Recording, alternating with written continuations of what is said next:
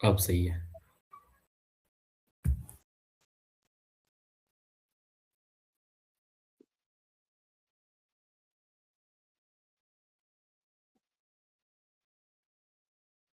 हाँ, तो मैं कह रहा था इसमें हम लोग अपनी फेयर नोट्स बनाएंगे।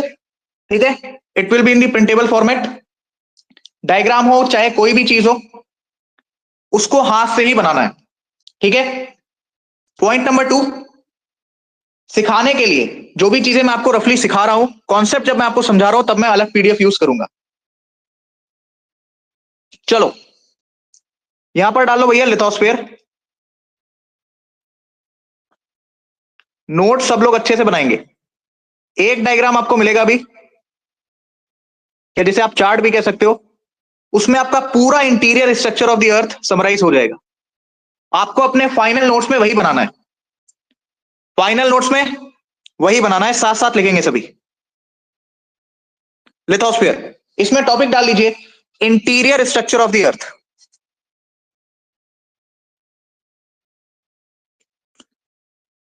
इंटीरियर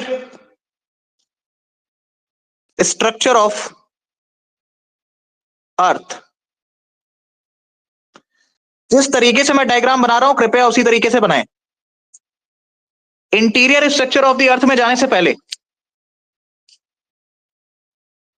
ये वाला कनेक्शन प्लीज लिख लीजिए कि लिथ वर्ड का मतलब क्या होता है? रॉक। रॉक। रॉक आपको कैसे देखने को मिल रहा है? लावा या फिर मैग्मा जब आपके कूल डाउन होते हैं। लावा मैग्मा कहां से आ रहा है भाई? वॉल्केनो। वोल्केनो। लावा और मैग्मा के बीच का डिफरेंस मैंने आपको कल समझा दिया था। और वॉल्केनो कहां से आ रहा है? अर्थ interior of the earth. Interior. इस कनेक्शन में किसी भी बच्चे को कोई भी समस्या? अर्थ इंटीरियर। हमारे लिए रॉक क्यों इंपॉर्टेंट है? ताकि हम इससे सॉयल पर पहुंच सकें और सॉयल से हम एग्रीकल्चर पर जा सकते हैं। तो इस प्रकार से कनेक्शन बनाते हुए आप इसको इस प्रकार से इस तरीके से लिख सकते हैं। उसके बाद भैया ये बना लो इस टाइप का एक डिब्बा। ये डिब्बा बन गया। इसमें बना लो ऐसे sections. Section number 1 lithosphere, section number 2 asthenosphere, section number 3 mesosphere, section number 4 outer barysphere and section number 5 inner barysphere. तो सबसे पहले आपका क्या आ जाएगा? लिथोस्फियर। सबसे पहले क्या आ जाएगा? लिथोस्फियर। लिथोस्फियर में आपको क्या क्या देखने को मिल रहा है? कौन कौन से मिनरल्स? सियाल प्लस में, सियाल प्लस में sima. Sima. Sima. Lithosphere is composed of crust plus में some part of upper mental.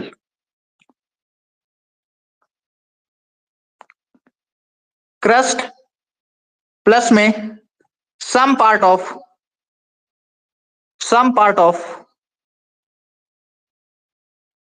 Upper mantle. Some part of upper mantle. Some part of upper mantle. Crust को हमने कितने भागों में divide किया था? कितने पार्ट्स में डिवाइड किया था? दो पार्ट्स में। फर्स्ट वन इज दो। Continental, second one is oceanic. हाँ भाई, थिकनेस किसकी ज्यादा थी? थिकनेस आपकी ज्यादा थी कॉन्टिनेंटल क्रस्ट की। क्रस्ट में मैं यदि पूछूं कि आपको और कौन कौन से मटेरियल्स देखने को मिल रहे हैं, तो आपका जवाब क्या होगा? सर क्रस्ट में हमें ग्रेनाइट,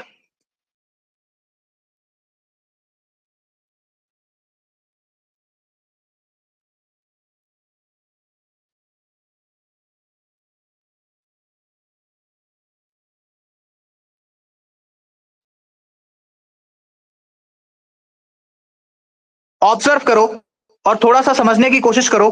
मैंने आपको बताया था क्रस्ट हम किसको कह रहे हैं, वो कठोर वाले हिस्से को, चट्टान वाले हिस्से को, रॉक वाले हिस्से को।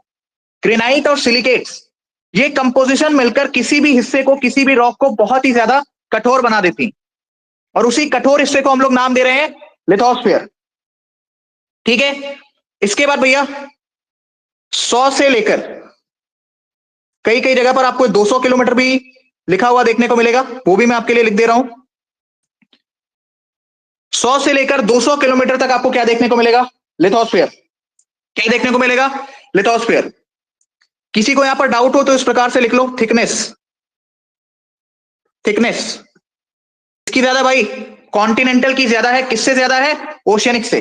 Lithosphere done, lithosphere done. यहां पर उसके बाद आप लिखेंगे एस्टेनोस्फीयर। क्या लिखेंगे भाई, एस्टेनोस्फीयर। एस्टेनोस्फीयर में कौन सा मिनरल मिल रहा है, सीमा। कौन सा मिनरल मिल रहा है, sima. Sima stands for silicon and magnesium. अब देखो, जहां तुम गलती करोगे मैं वो चीज तुम्हें पहले लिखवा दे रहा हूं। एस्टेनोस्फीयर तुम्हारा सेमी सॉलिड है। कैसा है, एस्टेनोस्फीयर तुम्हारा सेमी सॉलिड है। सेमी सॉलिड किसकी वजह से है, जवाब होगा सर इसका प्रेशर की वजह से। किसकी वजह से, प्रेशर की वजह से। इन शॉर्ट फॉर्म्स में कोई दिक्कत तो नहीं है, कल को इसको तुम प्रेस ना पढ़ने लगो। साथ ही साथ एस्टेनोस्फीयर आपका किसका पार्ट है, अपर मेंटल का कंप्लीटली। किसका पार्ट है भाई, अपर मेंटल का है ये पूरा का पूरा completely. एस्टेनोस्फीयर lies in upper mantle, या आप बेसिकली अपर मेंटल को ही एस्टेनोस्फीयर बोल रहे हो। ठीक है, एस्टेनोस्फीयर नाम कैसे पड़ा, क्या मैंने कल की क्लास में आपको ये सिखाया था एवरीवन? क्या सबको पता है कि एस्टेनोस्फीयर नाम मैंने क्यों रखा है? Yes sir. परफेक्ट। 700 किलोमीटर तक भैया आपको एस्टेनोस्फीयर देखने को मिल रहा है। आफ्टर दैट एस्टेनोस्फीयर के बाद मीजोस्फीयर, एस्टेनोस्फीयर के बाद मीजोस्फीयर। मीजोस्फीयर में आपको क्या देखने को मिल रहा है भाई, मिनरल में sima. And mesosphere, mesosphere is solid.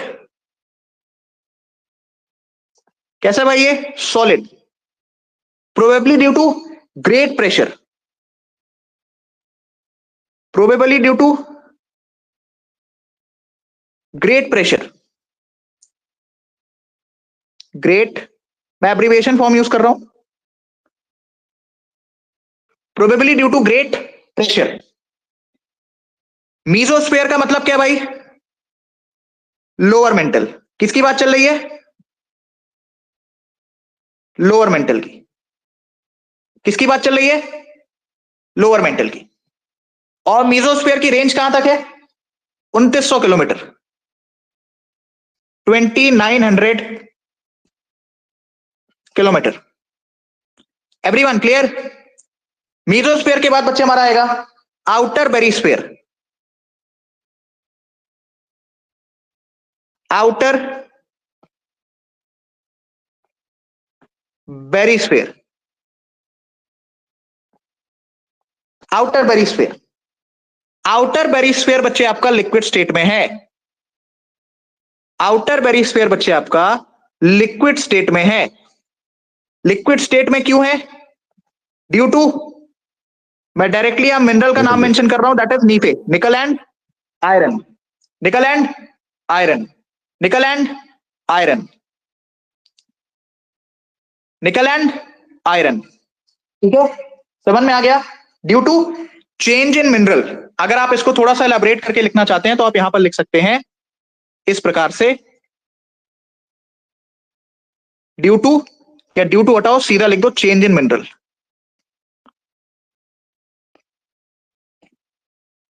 Change in mineral. अब भी कोई कंफ्यूजन, इसको बंद कर दो इस प्रकार से डिब्बे में, चेंज इन मिनरल। इतना समझ में आ गया? And outer barysphere is equal to, outer barysphere is equal to outer core, outer core. इसके बाद भैया inner barysphere,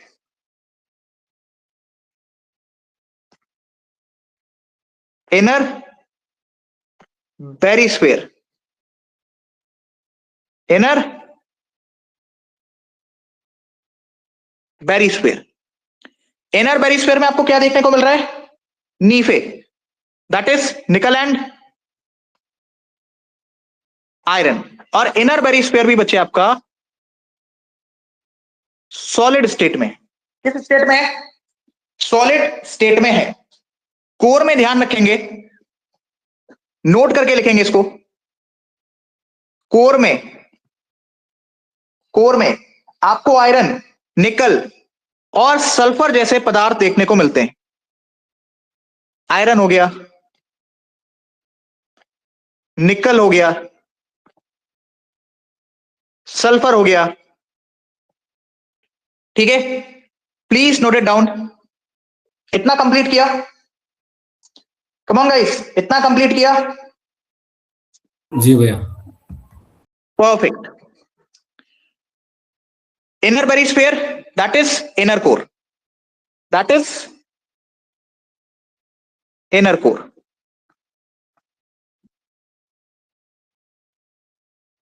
that is inner core, that is inner core. इसके बाद हमने सारी चीजें पढ़ी। एस्टेनोस्फीयर में आप एक और चीज लिख सकते हैं, अपर मेंटल में इस तरीके से मार्क करके आप लिख सकते हैं कि बेसिकली यहीं से आपको वो लावा और मैग्मा वाली कहानी देखने को मिल रही है। यहीं से बच्चे आपको लावा और मैग्मा वाली कहानी देखने को मिल रही है। ठीक है, along with that, along with that, जब मेरे दिमाग में एक क्वेश्चन आया था कि पृथ्वी के अंदर इतनी गर्मी क्यों है, तो मैंने आपको एक थ्योरी पढ़ाई थी ऑर्थर होम्स की। क्या सभी को याद है? क्या हर एक बच्चे को ऑर्थर होम्स की थ्योरी के दोनों पॉइंट्स याद है? जी भैया। Point number Yes, 1, sir. अर्थ के इंटीरियर में, अर्थ के इंटीरियर में इतनी ज्यादा एक्सेसिव हीट कैसे है? इतनी ज्यादा एक्सेसिव हीट कैसे है? Due to the presence of, Thermal due to the activities. Presence of radio active elements. Radio active elements जिस बच्चे को नहीं पता, लिख लो भाई, uranium and thorium. Radio active elements, radio active elements. Point number 2, हर 32 मीटर पर, जैसे जैसे आप हर 32 मीटर पर अंदर जाते रहेंगे, 1 डिग्री सेल्सियस टेम्परेचर आपका बढ़ता रहेगा। That's all about yesterday's class. You guys have 10 seconds of time, या 15 सेकेंड ले लो, एक एक पॉइंट आपके दिमाग में होना चाहिए। ठीक है, एक एक पॉइंट आपके दिमाग में होना चाहिए, जल्दी करिए। एक एक पॉइंट आपके दिमाग में होना चाहिए। इतना हो गया सर एवरीवन? इतना हो गया? ये सारा का सारा कॉन्सेप्ट, एक एक पॉइंट मैंने आपको कल की क्लास में एक्सप्लेन किया है। ठीक है, और ये हो गए उसके शॉर्ट नोट्स। मजा आया भाई? इस तरीके से जब आप अपने शॉर्ट नोट्स बनाएंगे, मुश्किल से 10 से 15 पन्ने में आपकी कंप्लीट फिजिकल ज्योग्राफी हो जाएगी। 15 to 20 पेजेस में आपके पास फिजिकल ज्योग्राफी का एक एक कॉन्सेप्ट है, एक एक कॉन्सेप्ट है, जो आपको एग्जामिनेशन टाइम में बहुत ही ज्यादा हेल्प करेगा। चलिए, इतना हो गया। हाँ, यहां पे एक पॉइंट छूट रहा है, देखो किसी ने याद नहीं दिलाया। 2900 किलोमीटर के बाद आउटर बेरिस्फीयर लगभग कितने तक? ये लिख लो तुम, 5100 लिख लो, या फिर लिख लो 5155 किलोमीटर तक, या आप इसको 5100 भी लिख सकते हैं, कोई दिक्कत वाली बात नहीं। इनर बेरिस्फीयर भाई लिख लो 6371, या फिर 6400 किलोमीटर तक। इसी के साथ कल का टॉपिक समाप्त होता है। आज की क्लास में आगे के टॉपिक से स्टार्ट करेंगे। आज की क्लास में आगे के टॉपिक से स्टार्ट करेंगे। चलो, अब मेरी बात ध्यान से समझने की कोशिश करना, ठीक है? मेरी बात ध्यान से समझने की कोशिश करना। ये वो पीडीएफ है जिसमें मैं आपको चीजें एक्सप्लेन करूंगा, जिस पर मैं आपको चीजें एक्सप्लेन करूंगा। चलो, एक छोटे से टॉपिक की हेडिंग डालो, डिसकॉन्टिन्यूटीज। हेडिंग बनाइए सर, डिसकॉन्टिन्यूटीज। आप चाहें तो मेरे साथ रफ नोट्स भी बना सकते हैं, लेकिन रफ नोट्स को प्लीज एक दूसरी कॉपी में बनाना, ठीक है? किसी को अगर समझने में ज्यादा दिक्कत होती है, उसको ये लग रहा है कि नहीं सर मुझे पूरा प्रॉपर कॉन्सेप्ट चाहिए, तो जिस प्रकार से मैं आपको यहां पर नोट्स बनवा रहा हूं, आप डायरेक्टली उसको भी कॉपी कर सकते हैं। जिन बच्चों को यह आदत है कि नहीं सर मुझे समझ में आ जाएगा और मैं शॉर्ट नोट से भी आसानी से चीजों को रिकॉल कर सकता हूं, वो शॉर्ट नोट्स की तरफ भी जा सकते हैं।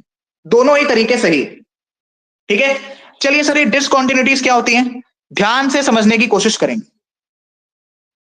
भैया मैंने तुमको पढ़ाया पूरा का पूरा अर्थ का इंटीरियर, मैंने आपको पढ़ाया पूरा का पूरा अर्थ का इंटीरियर। अब मुझे एक चीज ये बताओ, तुमने अर्थ के इंटीरियर में, तुमने अर्थ के इंटीरियर में सबसे पहले सॉलिड लेयर देखी? से यस और नो? उसके बाद भैया तुमने सेमी सॉलिड देखी? देखी या नहीं देखी? सेमी सॉलिड के बाद तुमने क्या देखा? तुमने वापस सॉलिड देखा, फिर तुमने लिक्विड देखा, फिर तुमने सॉलिड देखा। बीच में आपने देखा कि सर ये जो सेमी सॉलिड वाला इलाका है हमारा, ये जो सेमी सॉलिड वाला इलाका है हमारा, यहां से तो सर आपका हॉट फ्लूइड मटेरियल मैग्मा भी बाहर आ रहा है। अब जब मैग्मा बाहर आएगा तो ऊपर का ये जो सॉलिड वाला हिस्सा है, लेट्स से ये तुम्हारा सॉलिड वाला हिस्सा है, अंदर से भैया मैग्मा आपका बाहर आ रहा है। वेट, ये आपका सॉलिड वाला हिस्सा है और अंदर से आपका मैग्मा वगैरह बाहर आ रहा है। और अगर मैग्मा इस धरती पर पहुंच रहा है, इसका मतलब इसने इस रॉक को ब्रेक डाउन, इसका मतलब इसने इस रॉक को ब्रेक डाउन किया होगा कि नहीं किया होगा? अरे हाँ या ना बोलो भाई, किया होगा कि नहीं किया होगा? उसने भैया इस चट्टान को तोड़कर रास्ता बनाया होगा कि नहीं बनाया होगा? बताइए, बनाया होगा कि नहीं बनाया होगा? जब ये मैग्मा ऊपर की तरफ जा रहा है, जब ये मैग्मा ऊपर की तरफ जा रहा है, तो थोड़ा बहुत फ्लो नीचे की तरफ भी हुआ होगा। बिल्कुल हुआ होगा सर, थोड़ा बहुत बह के नीचे भी चला गया, थोड़ा बहुत बहकर नीचे भी चला गया होगा। नीचे भी सर आपका सॉलिड है, तो क्या नीचे भी थोड़े बहुत रास्ते बना लेगा? बिल्कुल बना लेगा सर। ये तो हो गई एक बात। प्लस में, प्लस में आपको डिफरेंट डिफरेंट मीडियम देखने को मिल रहे हैं, डिफरेंट डिफरेंट मीडियम्स देखने को मिल रहे हैं। कहीं पर सॉलिड है, कहीं पर सेमी सॉलिड है, कहीं पर लिक्विड है।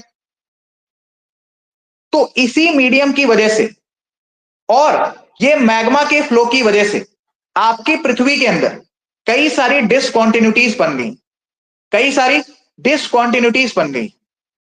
यानी ऐसा नहीं है कि अगर मैंने क्रस्ट खत्म किया, अगर मैंने क्रस्ट खत्म किया तो जस्ट उसके बाद मुझे सेमी सॉलिड मिलने लगा, ऐसा नहीं।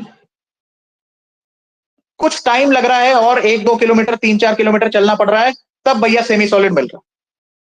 इससे क्या प्रूफ हो रहा है कि धरती की जो अंदर लेयर्स हैं वो एक समान नहीं है, उनके बीच में कुछ ना कुछ डिसकॉन्टिन्यूटीज हैं। क्योंकि यदि वो एक समान होती तो हमें ये सारे के सारे, ये सारे के सारे solid, semi solid, liquid, solid, ये सारी चीजें आज स्थिरता, इनस्टेबिलिटी देखने को नहीं मिलती। मानते हो इस बात को? मानते हो भाई इस बात को? ये हो गया सर हमारा कॉन्सेप्ट। ये क्या हो गया हमारा कॉन्सेप्ट? ये क्या हो गया सर हमारा कॉन्सेप्ट? समझ में आ गया सभी को? समझ में आ गया सभी को?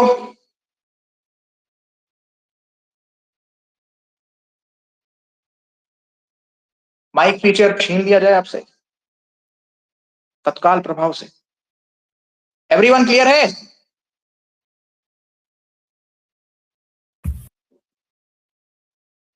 किसी की आवाज नहीं आ रही है। Yes sir yes sir clear. Everyone clear है? मैं सबसे पूछ रहा हूं इसीलिए, कोई दिक्कत परेशानी? यस भैया क्लियर है। परफेक्ट। अब एग्जाम पॉइंट ऑफ व्यू से आपके लिए इंपॉर्टेंट है वो डिसकंटिन्यूटीज। तो इस प्रकार से बनाएंगे एक डायग्राम, इस प्रकार से बनाएंगे एक डायग्राम। ठीक है, डिवाइड कर लूं मैं इसको। सबसे पहले भैया 1 2 और नीचे वाला 3, ऊपर भी डिविजन्स होंगे, अब देखते रहेंगे। इसको भी डिवाइड करना पड़ेगा और इसको भी डिवाइड करना पड़ेगा। चलो भैया, इस लाइन के ऊपर वाला हो गया अपर क्रस्ट, यानी क्रस्ट का ऊपर वाला हिस्सा अपर क्रस्ट। लाइन के नीचे वाला हिस्सा हो गया लोअर क्रस्ट।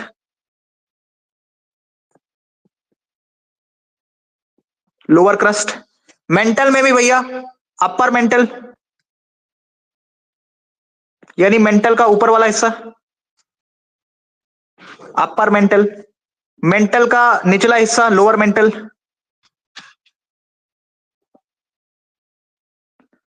Lower mental. उसके बाद कोर का बाहरी हिस्सा that is outer core. Core का अंदर वाला भाग that is inner core, that is inner core. अब ध्यान से देखेंगे, अपर क्रस्ट एंड लोअर क्रस्ट, इसके बीच की जो डिसकंटिन्यूटी है उसको हम लोग कहते हैं कोनार्ड डिसकंटिन्यूटी। क्या कहते हैं? Konrad discontinuity. क्या कहते हैं भाई? Konrad discontinuity. लोअर क्रस्ट और अपर मेंटल के बीच में, या जिसको आप कह सकते हैं कि क्रस्ट और मेंटल के बीच में कौन सी डिसकंटिन्यूटी है? जवाब है सर इसका मोहोरोबिक या मोहो डिसकंटिन्यूटी। ठीक है भाई, upper mantle and lower mantle के बीच में कौन सी डिसकंटिन्यूटी है? जवाब है सर इसका रैपिटी। घबराओ नहीं, बताऊंगा कैसे याद करना है। That is Repetti. Lower mantle या फिर आउटर कोर, या इसको ऐसे कह सकते हो कि मेंटल और कोर के बीच में कौन सी डिसकंटिन्यूटी है? जवाब इसका क्या होगा सर? गुटेनबर्ग। क्या जवाब होगा? गुटेनबर्ग। क्या जवाब होगा? गुटेनबर्ग। और आउटर कोर और इनर कोर के बीच में कौन सी डिसकंटिन्यूटी है? जवाब होगा सर इसका लेहमान। जवाब होगा सर इसका लेहमान। अब देखो याद कैसे करना है भैया, सिंपल सी ट्रिक है। अगर तुमको ये ऑर्डर याद है, upper crust lower crust, upper mantle lower mantle, outer core and inner core, जो कि मैं एक्सपेक्ट करके चल रहा हूं कि यदि आप 12 अप्रैल को पेपर में बैठने वाले हैं तो अभी तक आपको याद हो जाना चाहिए। ठीक है, upper crust lower crust, upper mantle lower mantle, outer core and inner core. अगर आपको ये ऑर्डर याद है तो सिर्फ ये सीक्वेंस याद रखना, सीएम राहुल गांधी और एक बड़ा सा एल। ठीक है, CM Rahul Gandhi legend, right. बाकी जो भी आप समझे वो आपकी बुद्धि क्षमता के ऊपर छोड़ता हूं मैं। C for Conrad. C for Conrad. अगर तुमको पहले पता है कि भैया upper crust and lower crust आता है तो तुमको ऑटोमेटिक याद आ जाएगा कि सबसे पहले आएगा भैया कोनार्ड। उसके बाद lower crust and mantle that is upper mantle Mohorovicic. उसके बाद रैपिटी। रैपिटी अपर मेंटल और लोअर मेंटल के बीच में। फिर अगर तुमको पता है कि यार upper mantle and lower mantle के बाद सर लोअर मेंटल के बाद हमारा आउटर कोर आता है, तो मेंटल एंड आउटर कोर के बीच में होना चाहिए जी से कुछ, G for Gutenberg and at last Lehmann. You guys have 15 seconds of time इस बात को अपने दिमाग में उतारो। एनडीए से एन नंबर ऑफ टाइम्स इसमें से सवाल आया है। डायरेक्ट सवाल आता है कि भैया अपर मेंटल लोअर मेंटल के बीच में कौन सी डिसकंटिन्यूटी है, आउटर कोर इनर कोर के बीच में कौन सी डिसकंटिन्यूटी है। इस प्रकार से डायरेक्ट सवाल आता है। सीडीएस में यदि सवाल आ रहा है तो वो स्टेटमेंट के फॉर्मेट में पूछेगा। वो क्या करेगा, स्टेटमेंट के फॉर्मेट में पूछेगा। याद रखना, जब भी सवाल स्टेटमेंट के फॉर्मेट में आ रहा है तो अपर क्रस्ट एंड लोअर क्रस्ट के बीच में लहमान दिया रहता है।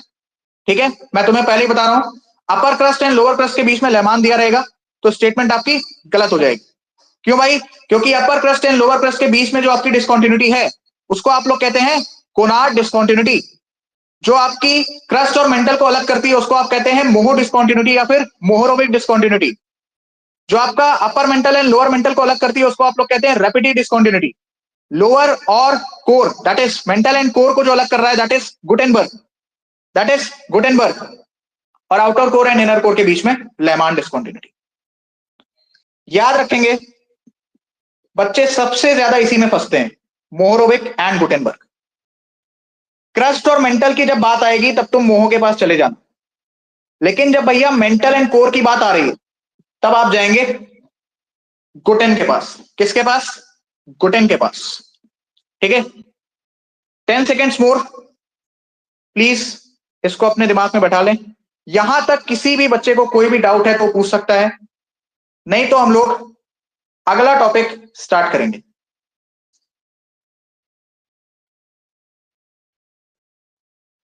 जुनैद का इंटरनेट चला गया। Yes sir. रुको रुको, वेट करो, 1 मिनट का समय दें आप अपने बैचमेट के लिए। आई हैव टू रिटर्न, उससे बोलो जल्दी जाए, इसमें ज्वाइन करे, मैसेज डालो जल्दी ज्वाइन करे।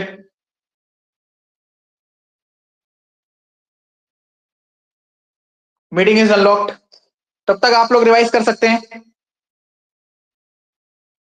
हाँ भाई, जल्दी जल्दी रिवाइज करिए, मुझे पूरा का पूरा याद चाहिए। नेक्स्ट टॉपिक है अर्थक्वेक, हेडिंग बना लो। नेक्स्ट टॉपिक है अर्थक्वेक, हेडिंग बना लीजिए प्लीज।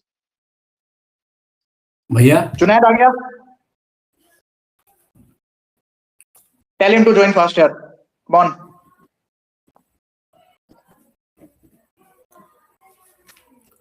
हेलो भैया, हाँ भाई बताओ। ये जो कोनार्ड, ये डिस्कंटिन्यूटीज के नाम है ना, कोनार्ड, रेपिटी, गुटेनबर्ग, ये कैसे, मतलब ये कोई साइंटिस्ट का नाम है? हाँ, ऑफ कोर्स, जिसने डिस्कवर किया उसके नाम पे पड़ गया। अच्छा, ठीक है, जिसने जो डिस्कंटिन्यूटी बनाई उसने अपने नाम पे रख ली। ठीक है, क्लियर है? जी जी। जुनैद अंदर आ गया? Anyone please check. जुनैद अंदर आ गया? हाँ भैया आ गया। to join.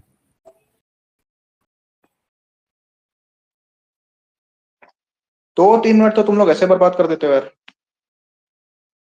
इतनी देर में टर्मिनोलॉजीज कंप्लीट कर ली होती मैंने।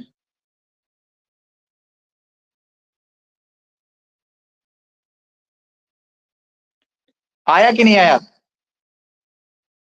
आ गया भैया।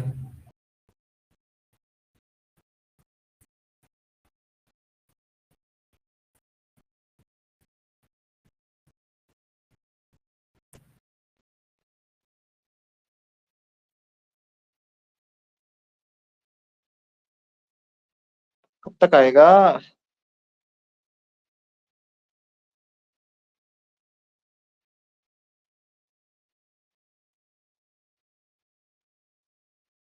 चलो भाई, तब तक याद हो गया सबको? कोई भी doubt interior structure of the अर्थ में? सारी चीजें कॉन्सेप्ट से हुई हैं। अब डिपेंड ये करता है कि आप लोग कितने अच्छे से प्लान पेपर मेथड से चीजों को बार बार रिवाइज करके अपने दिमाग में बैठा लेते हो। एक सवाल इंटीरियर स्ट्रक्चर ऑफ द अर्थ में जो डायग्राम मैंने आपको बनवाया उससे बाहर नहीं आ सकता, क्योंकि कुछ बचा नहीं उसमें, सब करवा दिया। ठीक है, किसी भी एग्जाम का सवाल लगा के देख लेना तुम। चलो भाई, हो गया इतना? जुनैन नहीं आ रहा क्या? देख लो, मैंने मल्टीपल टाइम स्विंग भी कर दिया है।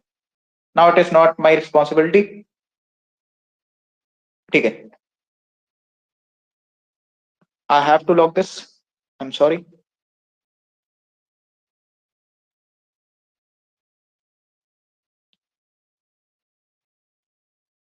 है ना, 2-3 मिनट वेट हो गया, कोई नहीं, हो सकता है नेटवर्क इशू।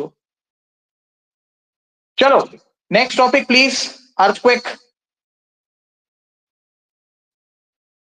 हेडिंग पड़ गई सभी की?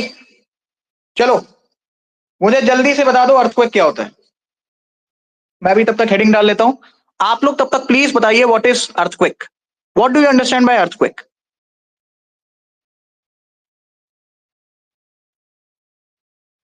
What do you understand by earthquake?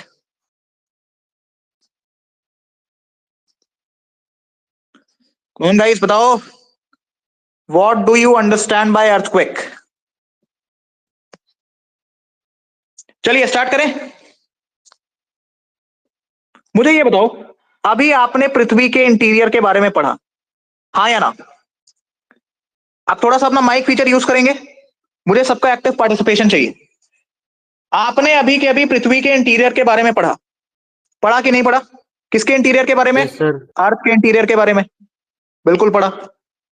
अर्थ के इंटीरियर में आपने concept of lava and magma भी स्टडी किया कि सर लावा क्या है, मैग्मा क्या है, वो हॉट फ्लूइड मटेरियल हमें कहां पर देखने को मिल रहा है। ये लावा एंड मैग्मा, ठीक है, ये आपका ये जो मैग्मा है ये बेसिकली है क्या? It is a hot fluid material,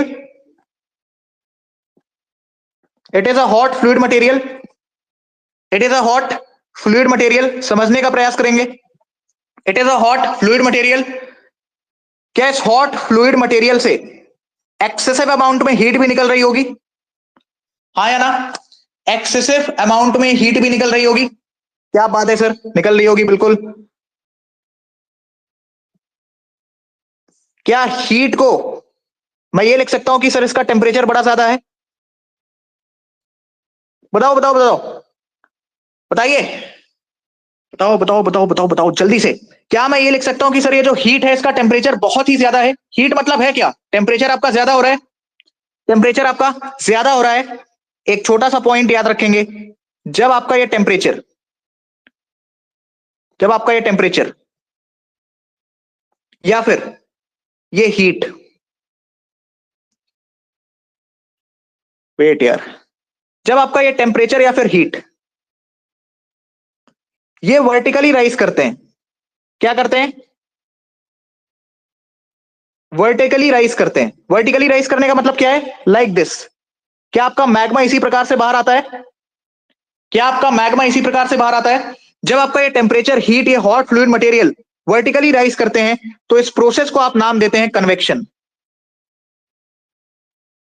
इस प्रोसेस को आप क्या नाम देंगे? कन्वेक्शन। इस प्रोसेस को आप क्या नाम देंगे? कन्वेक्शन। इतना समझ में आया? बताओ, तो what is convection? What is convection? बताइए। जब आपका टेम्परेचर या हीट ये वर्टिकली राइज करें, इसी को आप क्या कहते हैं? इसी प्रोसेस को आप कहते हैं कन्वेक्शन। इसी प्रोसेस को आप क्या कहते हैं? कन्वेक्शन। क्या कहते हैं? कन्वेक्शन। इतना समझ में आया? से यस और नो, जल्दी बोलो भाई, इतना क्लियर है? जब आपका टेम्परेचर Yes, या sir. हीट वर्टिकली राइज कर रही है, इसी प्रोसेस को आप क्या कहते हैं? कन्वेक्शन। क्या कहते हैं? कन्वेक्शन। क्या कहते हैं भाई? कन्वेक्शन। अब मुझे एक चीज ये बताओ, ऊपर तो भैया तुम्हारी ये रॉक है, लेट से 200 किलोमीटर तक, ये तो तुम्हारी रॉक है, राइट? अंदर से जब ये temperature, for example this is your asthenosphere, this is your asthenosphere, अंदर से भैया जब आपका ये टेम्परेचर, ये हीट वर्टिकली राइज हो रही है, तो क्या इस रॉक को डिस्टर्ब करेगी? क्या इस रॉक को डिस्टर्ब करेगी? क्या इस रॉक को डिस्टर्ब करेगी? अच्छा, जितनी तीव्रता से डिस्टर्ब करेगी, जितनी इंटेंसिटी, जितनी तेजी से डिस्टर्ब करेगी, क्या इस पार्ट पर भी कुछ ना कुछ आपको देखने को मिलेगा? बताओ, क्या इस पार्ट पर भी तुमको कुछ ना कुछ असर देखने को मिलेगा जहां पर तुम बैठ के द हिंदू न्यूज़पेपर की पढ़ाई कर रहे हो? बताओ, क्या इस पार्ट पर भी तुमको कुछ ना कुछ असर देखने को मिलेगा? क्या तुमको शेकिंग देखने को मिलेगी? क्या तुमको ट्रम्बलिंग देखने को मिलेगी? क्या आपको सर शेकिंग देखने को मिलेगी, ट्रम्बलिंग देखने को मिलेगी? क्या आपको वाइब्रेशन जैसा महसूस होगा? क्या आपको वाइब्रेशन जैसा महसूस होगा? क्या सर आपको वाइब्रेशन जैसा महसूस होगा? देखो भाई वापस समझो, this is your lithosphere, let's say for example this is your lithosphere.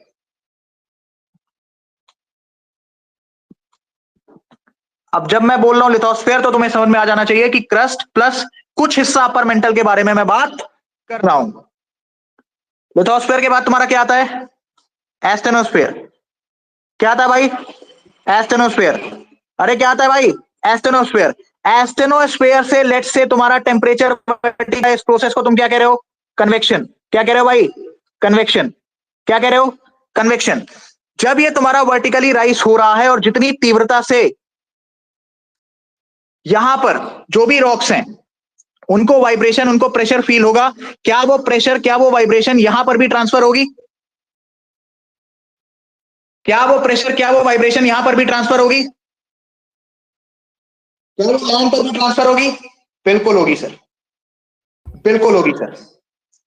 क्या होगा भाई? बिल्कुल होगी सर। बिकॉज इस रॉक में आपको मूवमेंट देखने को मिल रही है। यहां पर जो रॉक था, इस प्रेशर की वजह से उसमें आपको मूवमेंट देखने को मिल रही है, जिसकी वजह से आपको यहां पर जो भी बंदा बैठा उसको वाइब्रेशन, शेकिंग, ट्रम्बलिंग, ये सारी चीजें महसूस हो रही। सो अर्थक्वेक है क्या? Trembling, shaking, vibration in lithosphere, इसी को कहते हैं earthquake. Earthquake is defined as, earthquake is defined as shaking, shaking या फिर ट्रम्बलिंग। ट्रम्बलिंग मतलब भैया हिलना डुलना, या वाइब्रेशन। वाइब्रेशन किसमें? लिथोस्फीयर में। किसकी वजह से? किसकी वजह से? कन्वेक्शन की वजह से। इतना कनेक्शन समझ में आया कि नहीं आया? इतना कनेक्शन समझ में आया कि नहीं आया? हाँ जी, इतना कनेक्शन समझ में आया कि नहीं आया? अब कुछ लोगों के दिमाग में यही डाउट होगा, और ये टेम्परेचर क्यों राइज कर रहा है, ये हीट वर्टिकली क्यों राइज कर रही है? याद करिए, मैंने आपको पहली कक्षा के अंदर बताया था कि भैया मैग्मा का मूवमेंट इसलिए हो रहा है क्योंकि वो बहुत ही ज्यादा हीट अप हो रहा है। क्यों हीट अप हो रहा है? बिकॉज टेम्परेचर बहुत ज्यादा है। अरे टेम्परेचर क्यों ज्यादा है? Due to the presence of radio active elements. Radio active elements. You guys have 10 seconds of time, अगर इसमें कुछ भी नोट डाउन करना है तो प्लीज नोट डाउन कर लो। वैसे एक एक बात, एक एक लफ्ज इंपॉर्टेंट है। 10 सेकंड्स ऑफ टाइम, कुछ भी नोट डाउन करना है प्लीज नोट डाउन करिए। इसके बाद इसी में मैं आपको थोड़ा सा आगे लेकर चलता हूं।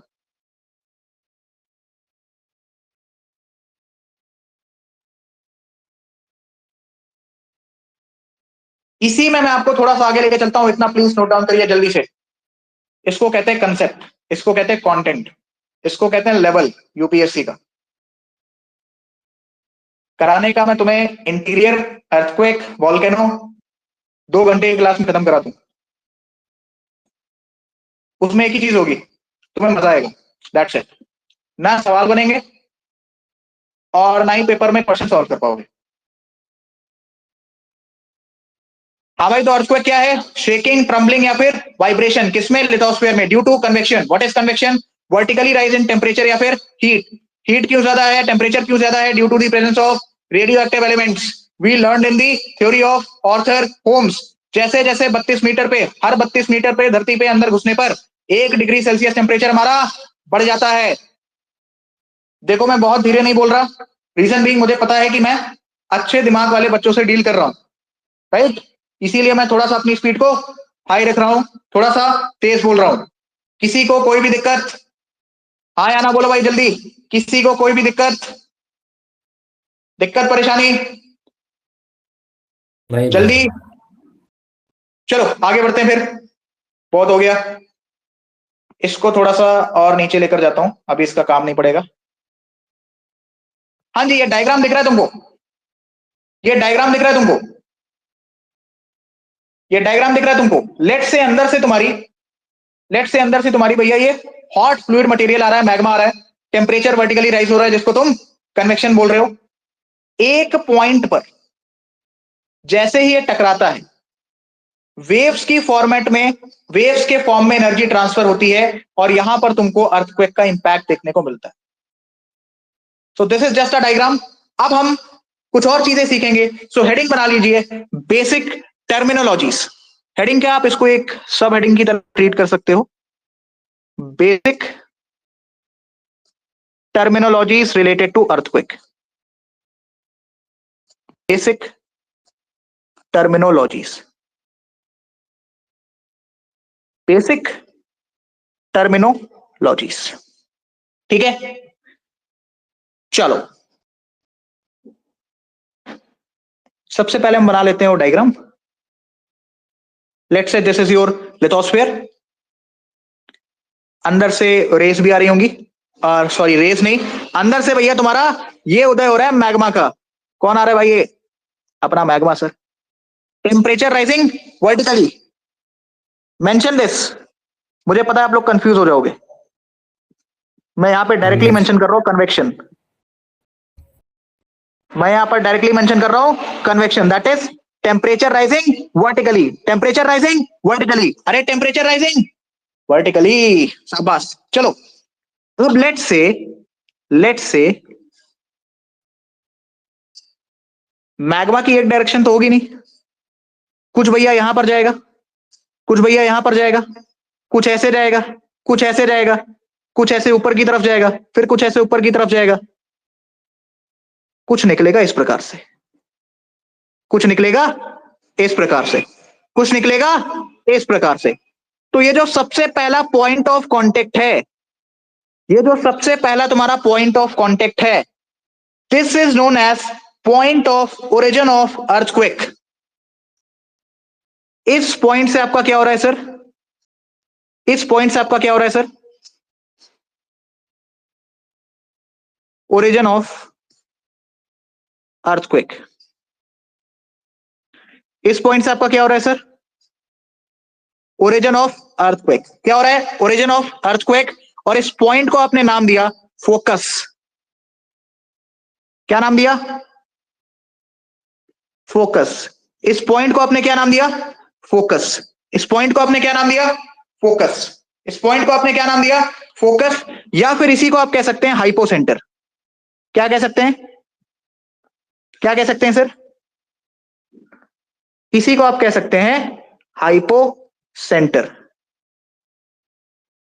इसी को आप कह सकते हैं फोकस या फिर हाइपोसेंटर। फोकस या फिर हाइपोसेंटर। फोकस या फिर हाइपोसेंटर। यहां से क्या हो रहा है? ओरिजिन ऑफ अर्थक्वेक का क्या मतलब है? ओरिजिन ऑफ अर्थक्वेक का क्या मतलब है कि यहां पे जब आपका ये मैग्मा आकर टकराता है, तो यहीं से रिलीज ऑफ एनर्जी स्टार्ट हो रहा है, और यहां पर आपको वाइब्रेशन फील हो रही है। ठीक है, सो व्हाट इज फोकस? जहां से आपकी एनर्जी रिलीज हो रही है, release of energy,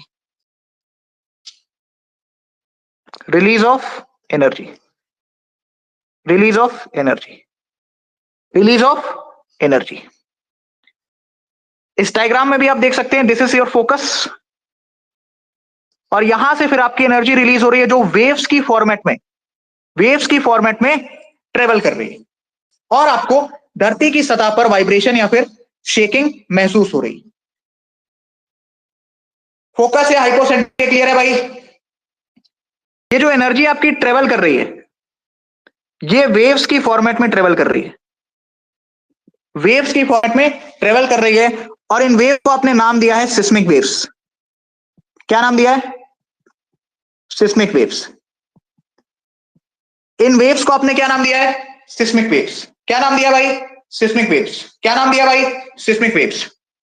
now see this point, now see this point. ऐसा पॉइंट जहां पर आपकी सिस्मिक वेव्स धरती की सतह पर सबसे पहले टकरा रही है। वापस सुनेंगे, ऐसा पॉइंट जहां पर आपकी सिस्मिक वेव्स धरती की सतह से सबसे पहले टकरा रही हैं, उसको आप कहते हैं एपिसेंटर। क्या कहते हैं? एपीसेंटर। क्या कहते हैं भाई? एपीसेंटर। क्या कहते हैं? एपीसेंटर। What is epicentre? मैं लिख भी दे रहा हूं आपके लिए। Point where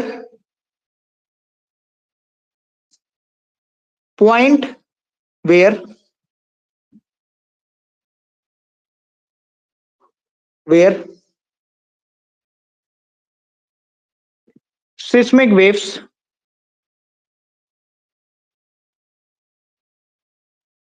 reaches first.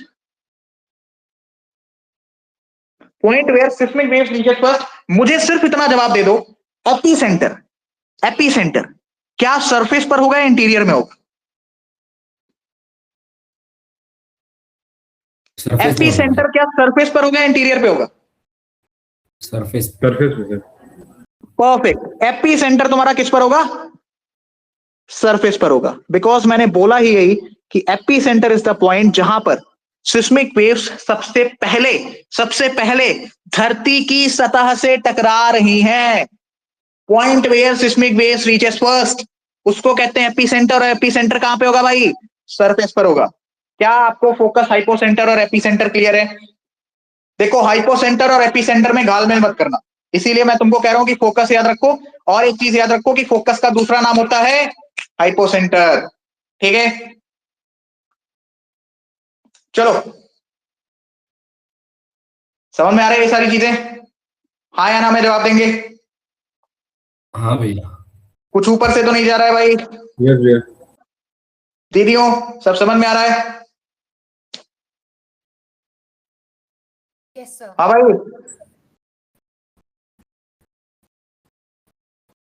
ऐसे दोगे कमांड? क्लियर है भैया, क्लियर है भैया सब। ये लड़कियां कहां पे हैं? ओटीए में ऐसे चिल्लाओगे?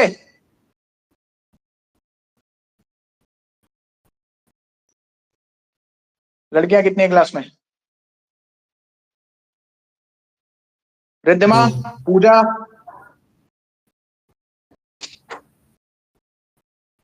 समझ में आ रहा है चीजें?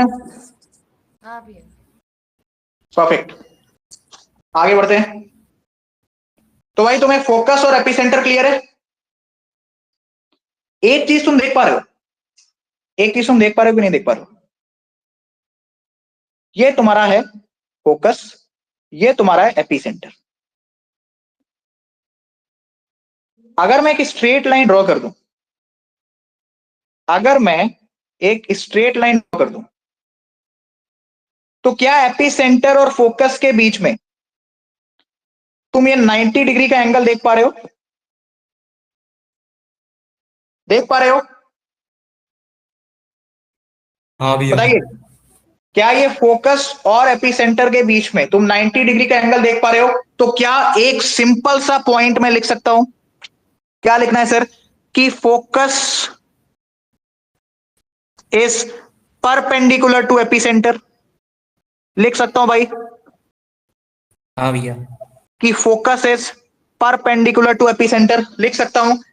इसी को अगर दूसरी भाषा में लिखना हो तो कैसे लिख सकते हैं? कि एपीसेंटर इज द पॉइंट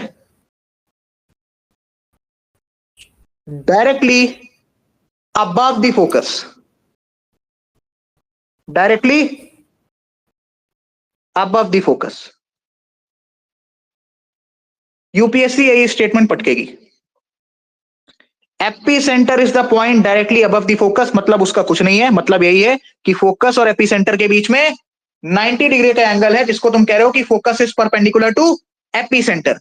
मुझे बताइए कि आपको इतना समझ में आ गया? मुझे बताइए कि आपको इतना समझ में आ गया? हाँ भैया। क्या आपको इतना समझ में आ गया? चलिए कुछ और चीजें मुझे बताओ। सिस्मिक वेव्स सरफेस पर सबसे पहले किस पॉइंट ने एक्सपीरियंस करी? सिस्मिक वेव्स सबसे पहले सरफेस पर किस पॉइंट ने एक्सपीरियंस करी? बेटा बुद्धि नहीं चलाओगे ना तो पेपर निकालना कठिन हो जाएगा। एपीसेंटर भैया। Epicentre, perfect. तो क्या मैं लिख सकता हूं? क्या मैं लिख सकता हूं? First one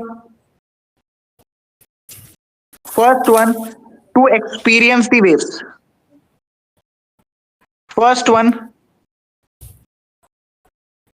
to experience the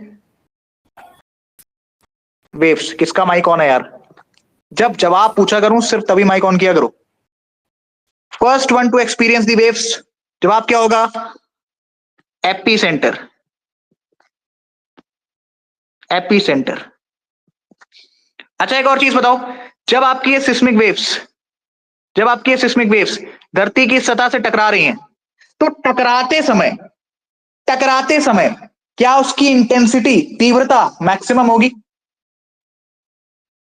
क्या टकराते समय ये जो सिस्मिक वेव्स हैं, ये जब इस धरती से टकराएंगी तो क्या टकराते समय इसकी इंटेंसिटी, इसकी तीव्रता मैक्सिमम होगी?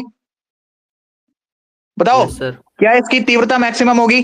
तो क्या मैं लिख सकता हूं कि epicentre is the only point, या epicentre is the particular point जहां पर इन वेव्स की इंटेंसिटी मैक्सिमम होती है. इंटेंसिटी मैक्सिमम होती है. क्या कहते हो भाई? आया मजा?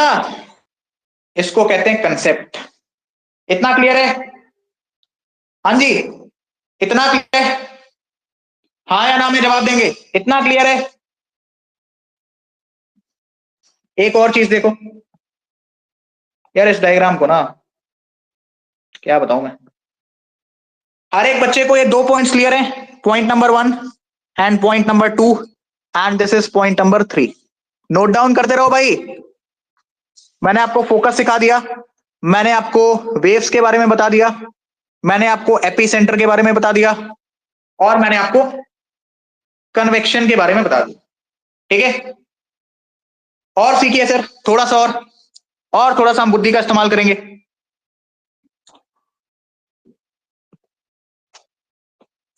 चलो लेट्स से, ये कौन सा पॉइंट है? इस पॉइंट को मैं क्या नाम दूंगा जहां से एनर्जी निकल रही है? जल्दी बताएंगे. हाइपोसेंटर. फोकस या फिर हाइपोसेंटर. एनर्जी निकल रही है, एनर्जी अब ट्रेवल करेगी डिफरेंट डायरेक्शंस में. एनर्जी ट्रेवल करेगी डिफरेंट डायरेक्शन.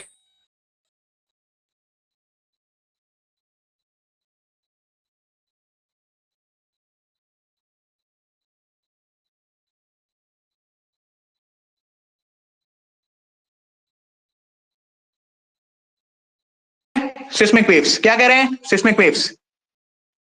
जिस पॉइंट पर ये सबसे पहले सरफेस से टकराएगी, उस पॉइंट को आप क्या कह रहे हैं? AP centre. क्या कह रहे हैं? AP centre. एपी सेंटर हमेशा कहां पर होगा? सरफेस पर होगा. Surface. एपी सेंटर हमेशा कहां पर होगा भाई? सरफेस पर होगा. अब इस एपी सेंटर से जब आपकी वेव्स टकरा रही हैं, तो ध्यान से देखो, एक तो हो गई तुम्हारी ये वाली वेव्स, और जैसे ये वेव्स इस सरफेस पर टकरा रही हैं, या इस सरफेस से टकरा रही हैं, मुझे एक चीज बताओ, क्या new set of waves generate हो जाएंगे जो सरफेस से निकल रहे हैं? क्या हाँ न्यू भैया. सेट ऑफ वेव्स जनरेट हो जाएंगे जो भैया तुम्हारे इस एपी सेंटर से निकल रहे हैं, इस सरफेस से निकल रहे हैं? तो क्या मैं लिखूं? New waves generated, new set of waves generated, new set of waves generated. इतना समझ में आ गया? किसी को कोई भी डाउट भाई? अब एक चीज ऑब्जर्व करेंगे.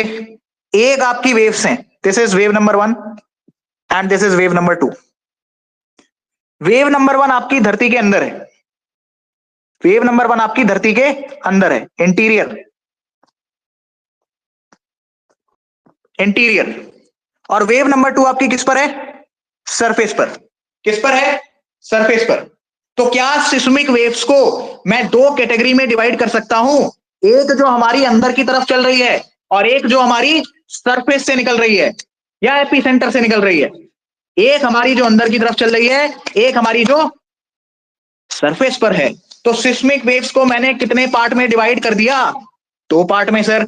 दोनों पार्ट कौन कौन से हैं? एक हो गया हमारा जो अंदर की तरफ चल रही है, एक हो गया जो हमारा ऊपर की तरफ चल रही है। You guys have 10 seconds. ये सारे पॉइंटर्स अपने दिमाग में उतार लो, नोट डाउन करना है, नोट डाउन कर लो, नोट डाउन करना है, नोट डाउन कर लो, दिमाग में उतारना है, दिमाग में उतार लो, जो करना है जल्दी करो, थोड़ा जल्दी करेंगे सर, थोड़ा जल्दी करेंगे सर,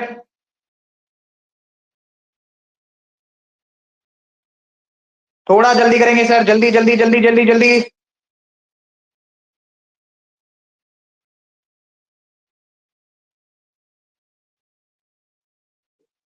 सोलन रुस्तम, वीडियोस क्यों ऑफ है?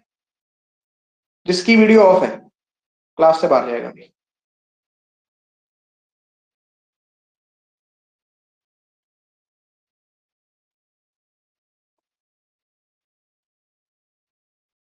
वीडियो ऑफ करके मत बैठा करो मेरी क्लास में, मजा नहीं आता मुझे फिर। चलिए इतना हो गया, आगे बढ़ते हैं इसी बात पे, जल्दी से आगे बढ़ेंगे सर। देखो अगर तुम ध्यान लगा के सुन रहे हो, ऐसा हो ही नहीं सकता कि तुम्हें समझ में ना आए, इस बात की गारंटी मैं लेता हूं, ठीक है? और इस लेवल का कंटेंट तुम पेड बैच ले लो या तुम फ्री ले लो, 10-10 हजार वाले पेड बैच ले लो, ऑफलाइन जाके पढ़ लो। अगर ऐसे पढ़ाता हो तो मैं पढ़ाना छोड़ दूंगा, ठीक है? 10-10 हजार वाले बैचेस में भी चले जाना और देख लेना एक बार वहां कैसे पढ़ाया जाता है। भाई साहब 5 दिन में खत्म होती है ज्योग्राफी, 5 दिन में। क्वेश्चन भी 5 ही बनते एग्जाम में फिर 20 में से, लेकिन तुम्हें फील अच्छा है। तो मैंने देखा ज्योग्राफी सो मच इजी, इतना आसान है क्या ज्योग्राफी? और एक चीज बताता हूं, अगर आप ये चीजें समझ पा रहे हैं ना, आप अपना दिमाग का जो स्तर है, जो लेवल है, वो बहुत अच्छा समझना। सच बता रहा हूं मैं, सबके बस का है नहीं है ये सब झेलना, सबके बस का नहीं है, ठीक है? चलिए, तो भैया हमने सिस्मिक वेव्स की बना दी हैं 2 कैटेगरीज। हमने सिस्मिक वेव्स की बना दी हैं 2 कैटेगरीज। हमने सिस्मिक वेव्स की बना दी हैं 2 कैटेगरीज। दोनों कैटेगरी बोलेंगे एक बार, एक जो अंदर वाली है और एक जो बाहर वाली है। तो जो अंदर वाली है ना, जो इंटीरियर में है, जो तुम्हारी इंटीरियर में, इसको मैं नाम दे रहा हूं बॉडी वेव्स। और जो तुम्हारी एक्सटीरियर में है, जो तुम्हारी एक्सटीरियर में है, उसको मैं नाम दे रहा हूं सरफेस वेव्स। तो इंटीरियर वाली का नाम क्या हो गया? Body waves. और एक्सटीरियर वाली का नाम क्या हो गया? Surface waves.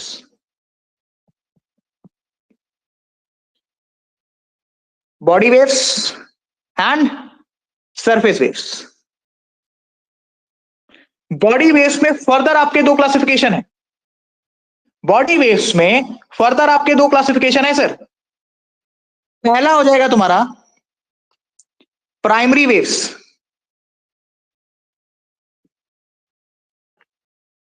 पहला हो जाएगा सर आपका primary waves,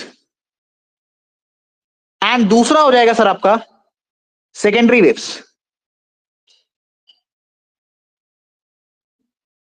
secondary waves, secondary waves. और उसी प्रकार से सरफेस वेव्स में भी 2 क्लासिफिकेशंस हैं sir, love wave and relay wave.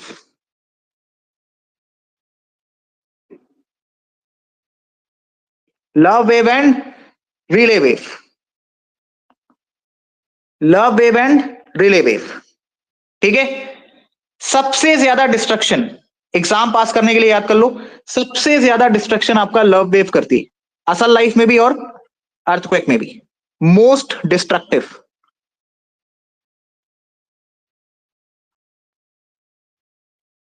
Most destructive, ठीक है?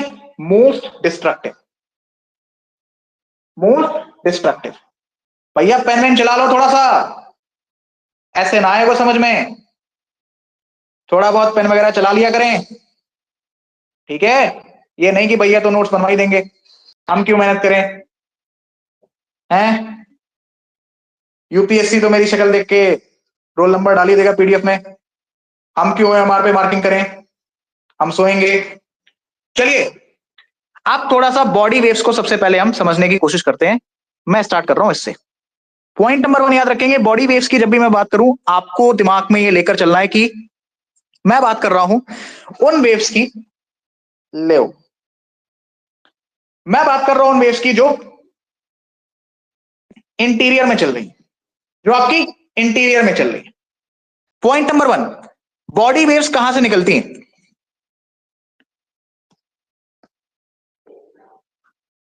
बॉडी वेव्स कहां से निकलती हैं? मुझे नाम बताने की जरूरत ना पड़े। बॉडी वेव्स कहां से निकलती हैं? फोकस। फोकस, शाबाश। बॉडी वेव्स कहां से निकलती है भाई? फोकस से। कहां से निकलती है? फोकस से। अगर मैं तुमको थोड़ा सा डायग्राम बना के समझाना चाहूं, so let's consider this is your diagram, this is your point जहां से आपकी एनर्जी रिलीज हो रही है, जिसको आप फोकस कह रहे हैं, और ये अंदर अंदर जो आपकी वेव्स चल रही हैं इसको आप कह रहे हैं बॉडी वेव्स। क्या कह रहे हैं? Body waves. और इस पॉइंट पर टकराने के बाद which is known as epicentre, which is known as epicentre, जो new set of waves generate हो रही है इसको आप कह रहे हैं सरफेस वेव्स। क्या कह रहे हैं? इसको आप कह रहे हैं सरफेस वेव्स। इतना समझ में आ गया? हाँ जी, इतना समझ में आ गया, शाबाश। तो बॉडी वेव्स, इस पॉइंट को मैं लिखवा भी दे रहा हूं, body waves originating from focus, body originating from focus. इसको नोट डाउन करके लिख लेना, बॉडी वेव्स, इसका ओरिजिन कहां से भाई? फोकस से। ओरिजिन कहां से इसका? फोकस से। फोकस से निकलती है, सभी लोग याद रखेंगे।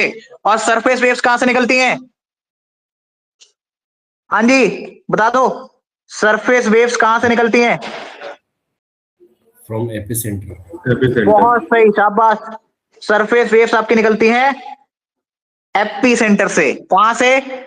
एपी सेंटर से। सरफेस वेव्स आपकी कहां से निकलती हैं? एपी सेंटर से, शाबाश। इतना क्लियर है? ये जो आपकी सिस्मिक वेव्स हैं, ये जो आपकी सिस्मिक वेव्स हैं, इनको मेजर कौन करता है? ये किस पर मेजर की जाती है? इंस्ट्रूमेंट का नाम है सिस्मोग्राफ। ये भैया मेजर की जाती है आपकी सिस्मोग्राफ के ऊपर। किसके ऊपर? सिस्मोग्राफ के ऊपर, याद रखेंगे। किससे मेजर की जाती है? सिस्मोग्राफ के ऊपर मेजर की जाती है, ठीक है। और कुछ फैक्ट्स लिख लो, लिख लो लिख लो लिख लो लिख लो लिख लो। जो तुम्हारा अर्थक्वेक है, जो आपका अर्थक्वेक है, अर्थक्वेक का भैया आपका जो मैग्नीट्यूड है,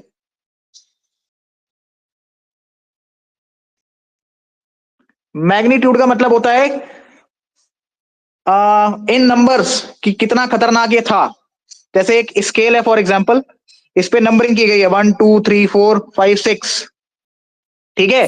तो फॉर एग्जांपल अगर किसी जगह 6 मैग्नीट्यूड का अर्थक्वेक आया तो माना जाता है चलो ठीक ठाक था, लेकिन किसी जगह अगर 9 का आ गया तो माना जाता है भाई तबाही मचा दी इसने। तो अर्थक्वेक का जो मैग्नीट्यूड है ये आप मेजर करते हैं रिक्टर स्केल से। किससे मेजर करते हैं? रिक्टर स्केल से। रिक्टर स्केल सर एक लॉगरिथमिक स्केल होती है, एक लॉगरिथमिक स्केल होती है,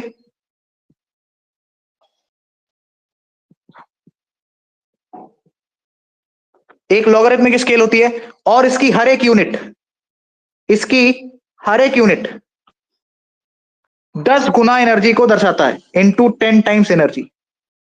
इसकी हर एक यूनिट 10 गुना एनर्जी को दर्शाती है। इतना समझ में आ गया एवरीवन? इतना।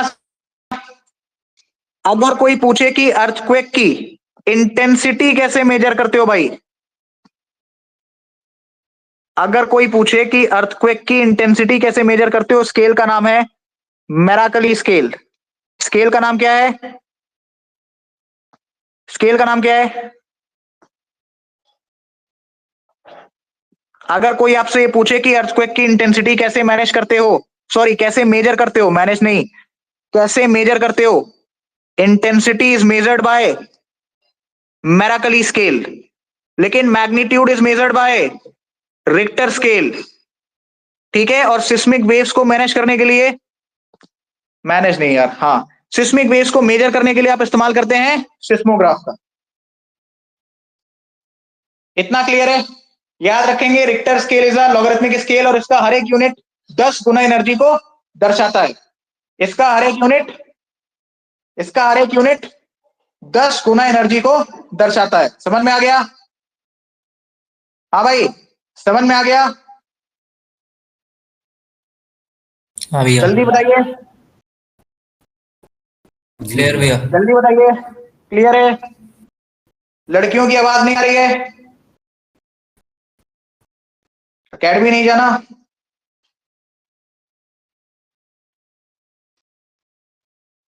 जल्दी बताइए भाई, क्लियर है इतना?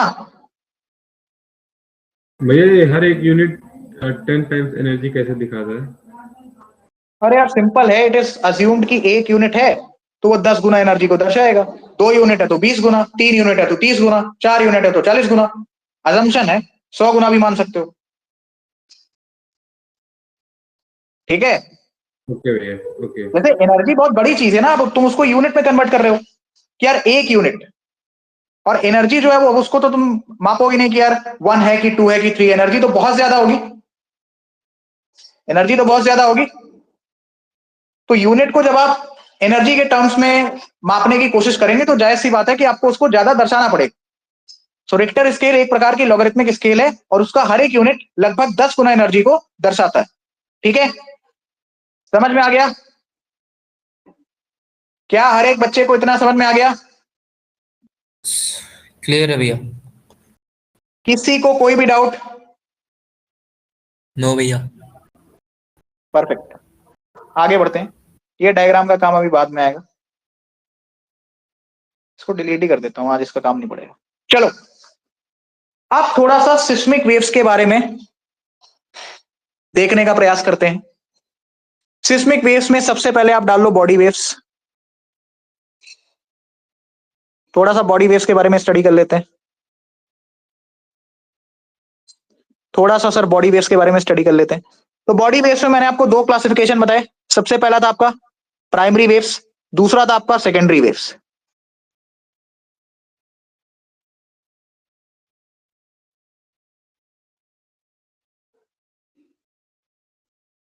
प्राइमरी वेव्स, पॉइंटर्स लिखेंगे रिगार्डिंग प्राइमरी वेव्स। आपकी सर जो प्राइमरी वेव्स हैं, पॉइंट नंबर 1, ये एक्सपेंशन एंड कॉम्प्रेशन,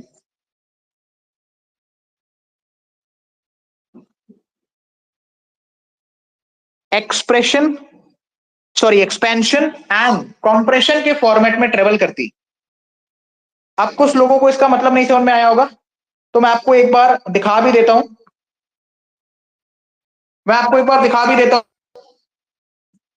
कि इससे मेरा क्या मतलब है। एक्सपेंशन एंड कॉम्प्रेशन के फॉर्मेट में ट्रेवल करती वेव्स, प्राइमरी वेव्स, जीआईएफ।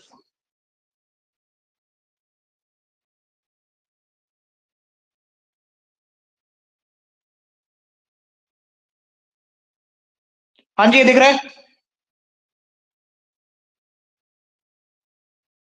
ये दिख रहा है भाई।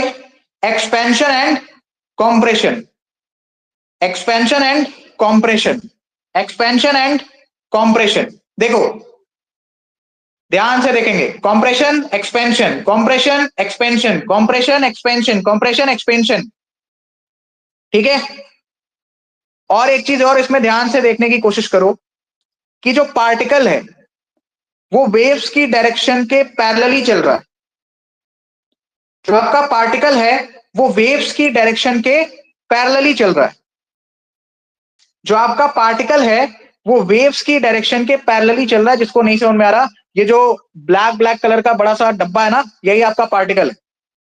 ये जो पार्टिकल है और ऊपर जो आपकी वेव्स चल रही है, ध्यान से देखो, ये देखो, जो आपकी वेव्स हैं और ये पार्टिकल है, ये एक दूसरे के पैरेलली मूव कर रहे हैं, एक दूसरे के पैरेलली मूव कर रहे हैं।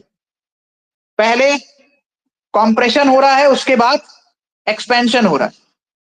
तो पहला सवाल कि प्राइमरी वेव्स किस फॉर्मेट में ट्रेवल करती हैं? एक्सपेंशन एंड कंप्रेशन फॉर्मेट में। समझ में आ गया? समझ में आ गया? वेल एंड गुड, बढ़िया। अगर इतना समझ में आ गया तो आगे बढ़ते हैं। So point number 1, expansion and compression के फॉर्म में आपकी प्राइमरी वेव्स ट्रेवल करती है। पॉइंट नंबर 2 आप क्या लिख सकते हैं कि सर जो पार्टिकल है हमारा, या भैया हमारा जो पार्टिकल है वो पैरेलल चल रहा है वेव की डायरेक्शन के। पॉइंट नंबर 2 आप क्या लिख सकते हैं, जो आपका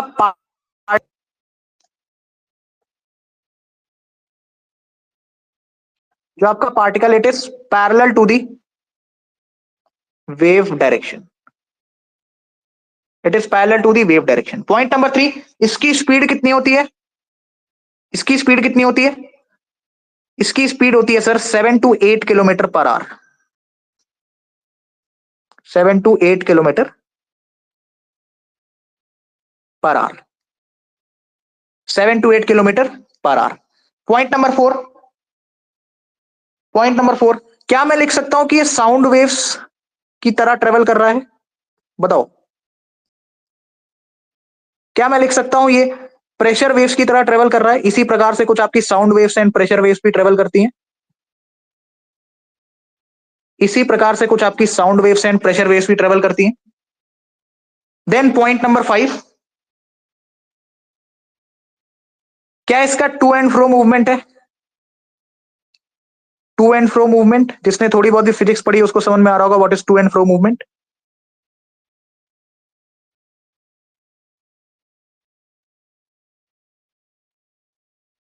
टू एंड फ्रो कुछ नहीं, ये जो था ना एक्सपेंशन एंड कंप्रेशन, इसी का दूसरा नाम मैंने दिया to and fro movement, that's it.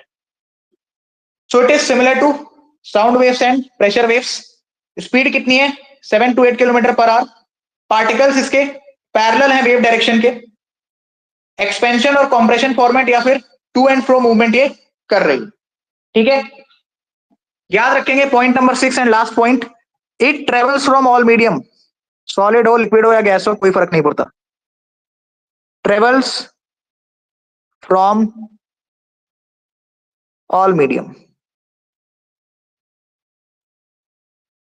Travels from all medium, travels from all medium. इस पॉइंट को मैंने अलग से अंडरलाइन इसलिए किया बिकॉज यही पॉइंट है जो अभी आपको आगे चल के बहुत ज्यादा काम आने वाला है। तो प्राइमरी वेव से रिलेटेड इतने ही पॉइंट्स आपके एग्जामिनेशन में आपसे पूछे जाएंगे। आपके पास 10 सेकंड का टाइम है, please note it down, please note it down. Expansion and compression format में चल रही है।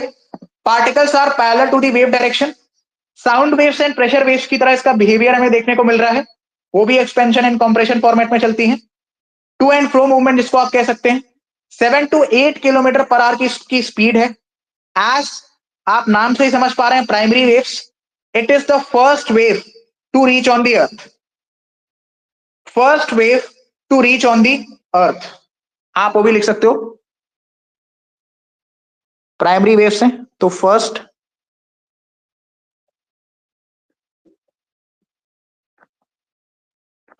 To reach on earth, first to reach on earth.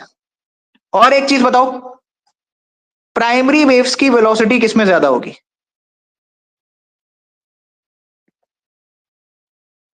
Solid में, लिक्विड में या गैस में? ऑर्डर ऑफ द वेलोसिटी क्या होगा? तो इसको भी थोड़ा ध्यान से समझेंगे। सॉलिड में यदि आपको पता हो तो पार्टिकल्स जो है वो बहुत ही ज्यादा पास पास में होते हैं, लिक्विड में थोड़े दूर दूर, और गैस में एकदम दूर दूर। तो जहां पर पार्टिकल्स पास पास में है वहां पर एनर्जी का ट्रांसफर तेजी से हो पा रहा है, जहां पर पार्टिकल्स के बीच में थोड़ा सा गैप है एनर्जी का ट्रांसफर होने में कुछ वक्त लग रहा है, जहां पर पार्टिकल्स के बीच में ज्यादा गैप है वहां एनर्जी आराम से ट्रांसफर हो रही है। तो वेलोसिटी प्राइमरी वेव्स की सबसे ज्यादा किसमें होगी? सॉलिड में, देन लिक्विड में, देन गैस में। तो ये ऑर्डर भी प्लीज याद रखेंगे, ये ऑर्डर भी प्लीज याद रखेंगे। क्या आपको इतना समझ में आ गया? क्या आपको इतना समझ में आ गया? बताओ भाई, इसको पता मैं और कैसे लिख सकता हूं? इसको पता मैं और कैसे लिख सकता हूं? देखो, चलो पॉइंट मैं लास्ट में लिखवा दूंगा, अभी के लिए सिर्फ ये ऑर्डर याद रखेंगे, सॉलिड, लिक्विड एंड गैस वाला। प्राइमरी वेव्स हो गए भाई, प्राइमरी वेव्स हो गए भाई, क्लियर है सभी को? क्लियर है सभी को? सेकेंडरी वेव्स, नेक्स्ट हेडिंग बना लीजिए, सेकेंडरी वेव्स, पॉइंट नंबर 2।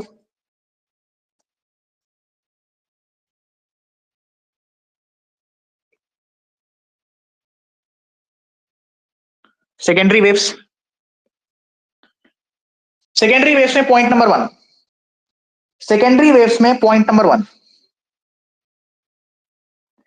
ये पता है कैसे ट्रेवल करती? It travels like transverse wave.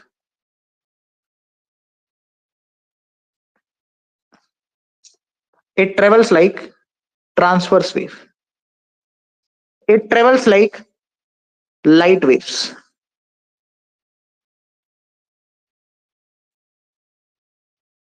It travels like light wave. थोड़ा सा मैं आपको दिखा देता हूं। ओहो, थोड़ा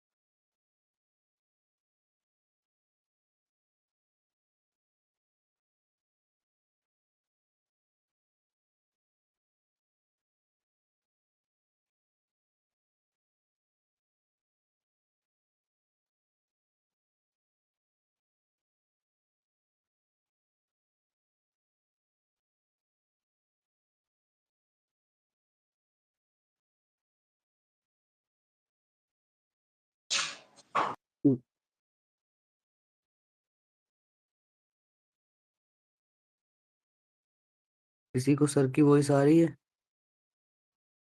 नहीं नहीं भाई। सर का फ्रीज हो गया सर।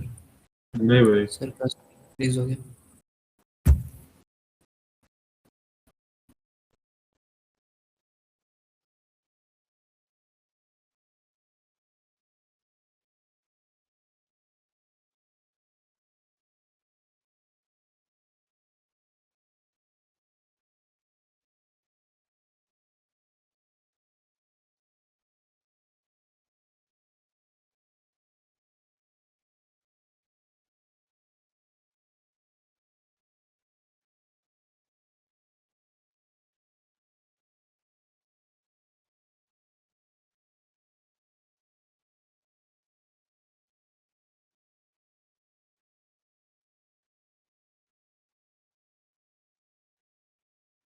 भैया you are not Audible.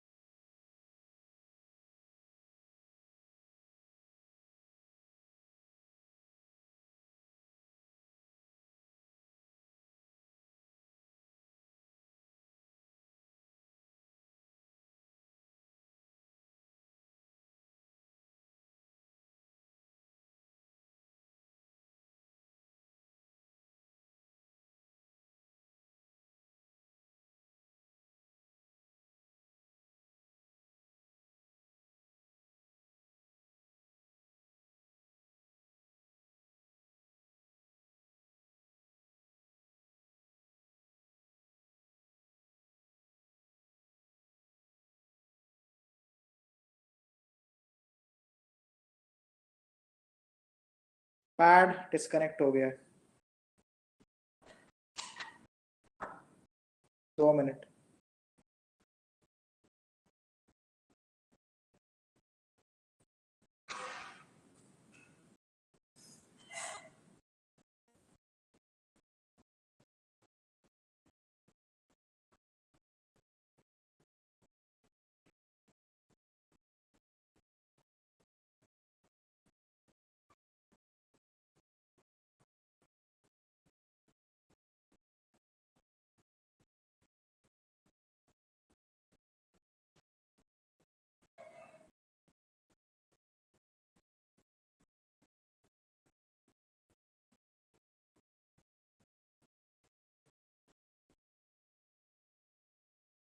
Guys मुझे लगता है पैड मेरा डिस्कनेक्ट हो गया था। अभी दिख रहा है सब कुछ? अभी दिख रहा है सब कुछ? Yes, sir. ठीक है। बसवराज जी प्लीज बीच में जो 2-3 मिनट हुआ ना इसको प्लीज कट कर देना, ठीक है?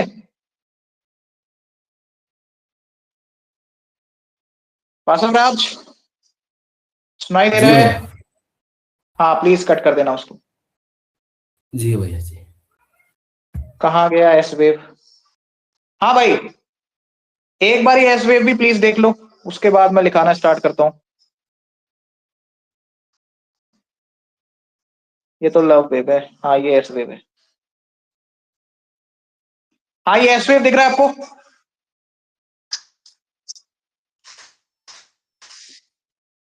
कैन यू क्या आप देख पा रहे हैं? ट्रांसवर्स वेव की तरह ऊपर नीचे करके ट्रेवल कर रही है। और यहां पर पार्टिकल को ध्यान से देखो, particle is perpendicular to the wave direction, particle is perpendicular to the wave direction, particle is perpendicular to the wave direction. क्या ये समझ में आ रहा है आपको? क्या इस डायग्राम से ये समझ में आ रहा है आपको? क्या ये ट्रांसवर्स वेव लाइट वेव की तरह ट्रेवल कर रही है? बिल्कुल कर रही है sir. And here the particle is perpendicular to the wave direction, particle is perpendicular to the wave direction. ठीक है, यदि इतना समझ में आ गया हो तो वापस आ जाते हैं और अपने नोट्स को कंप्लीट कर लेते हैं। बस सेकेंडरी वेव पढ़ाऊंगा, इसके बाद कल एविडेंसेस की क्लास पे चलेंगे, ठीक है? इसके बाद हिस्ट्री स्टार्ट करेंगे 8:15 से, मोस्ट प्रोबेबली 9:15 तक। चलो, सो ट्रेवल्स एज ट्रांसवर्स वेव या लाइट वेव की तरह यह चलती है। इसकी स्पीड जाहिर सी बात है प्राइमरी वेव से कम होगी, and it is the second one two reach at the surface of the अर्थ। तो 4 से 5 किलोमीटर पर आवर की इसकी स्पीड होती है, ठीक है? मोस्ट इंपॉर्टेंट पॉइंट, जो पार्टिकल्स हैं, जो पार्टिकल्स हैं वो परपेंडिकुलर होते हैं वेव डायरेक्शन के। याद करिए प्राइमरी वेव्स में आपने देखा था कि जो पार्टिकल्स हैं वो पैरेलल है वेव डायरेक्शन के, लेकिन यहां पर particles are perpendicular to the wave direction. यहां पर ये वाला फॉर्मेट बन रहा है, यहां पर ये वाला फॉर्मेट बन रहा है। फिजिक्स में आपने क्रस्ट एंड ट्रफ पढ़ा होगा, नहीं भी पढ़ा है तो लिख लो। हमें इसमें क्रस्ट एंड ट्रफ देखने को मिलता है, crust and trough, crust and trough, crust and trough, ठीक है? तो कुछ इस प्रकार से हमें फॉर्मेट देखने को मिल रहा है। अगर किसी भी बच्चे को डाउट हो तो प्लीज एक बार देख लो। कुछ इस प्रकार से हमें फॉर्मेट देखने को मिलता है सेकेंडरी वेव्स का।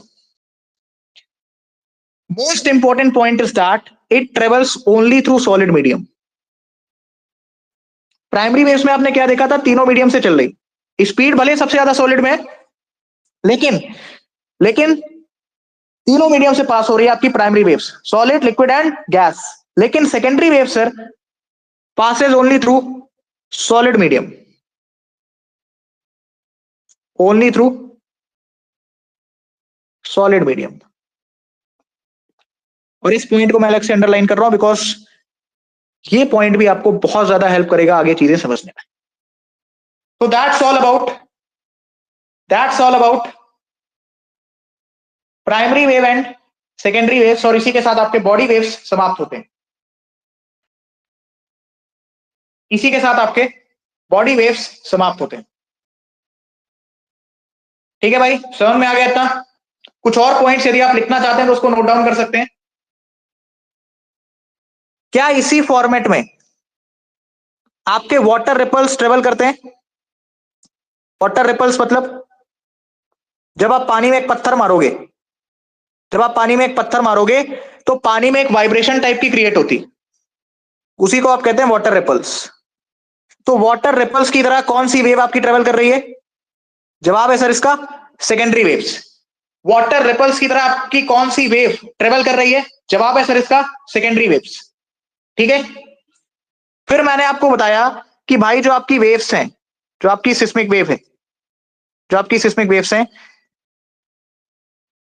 ये सबसे ज्यादा इनकी स्पीड वहां पर होगी जहां पर पार्टिकल्स आपके बिल्कुल पास में होंगे, क्योंकि यहां पर एनर्जी ट्रांसफर बहुत ही तेज हो रहा है। सबसे ज्यादा पास में आपके पार्टिकल्स होते हैं सॉलिड में, तो सॉलिड में इनकी स्पीड ज्यादा होगी, लिक्विड में उससे कम होगी, और गैस में उससे भी कम होगी।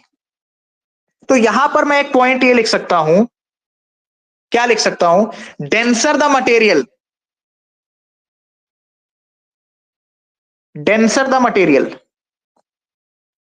जितना ज्यादा मटेरियल आपका डेंस होगा उतनी ज्यादा वेव्स की वेलोसिटी होगी। The higher is the velocity.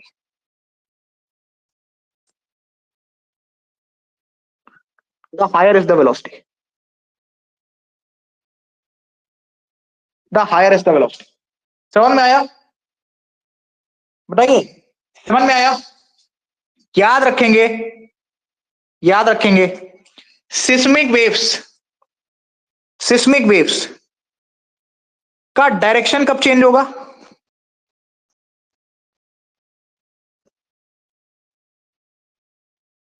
Seismic waves का डायरेक्शन कब चेंज होगा? जब इसको डिफरेंट डेंसिटी मिलेगी।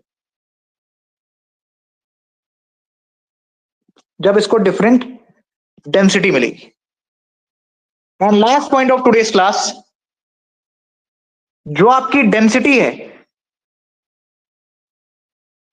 याद रखिएगा, ये speed of the seismic waves as well as path of the seismic waves,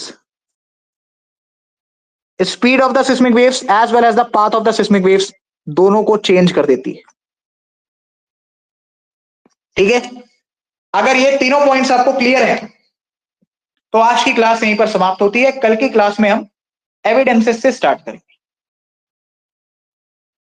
आज की क्लास में हमने काफी कुछ देख लिया। That's it for today. आपसे मिलेंगे नेक्स्ट ज्योग्राफी क्लास में कल। कोई भी डाउट है तो आप लोग पूछ सकते हैं। सर एक बार लास्ट पॉइंट रिपीट कर दो। लास्ट पॉइंट रिपीट कर दूं? वेट कर।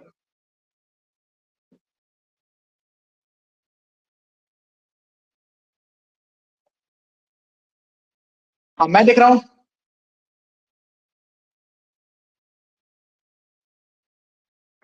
अभी दिख रहा हूं।